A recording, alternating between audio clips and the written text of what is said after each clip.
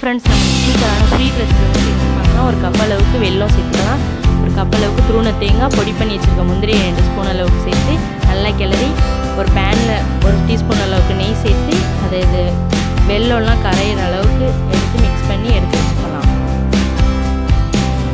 அதிலே 1 டீஸ்பூன் அளவுக்கு நெய் சேர்த்து முந்திரி நல்லா வறுத்து எடுத்து வச்சுக்கலாம். ஒரு கப் அளவுக்கு ரவை சேர்த்து அதையும் வறுத்துக்கலாம். 2 கப் அளவுக்கு தண்ணி ஊற்றி நல்லா கொதிச்சதும் நம்ம வறுத்து வச்சுருக்க ரவை இதுக்கு சேர்த்து மிக்ஸ் பண்ணி எடுத்துக்கலாம். ஒரு கப் அளவுக்கு சுகர் சேர்த்துக்கலாம்.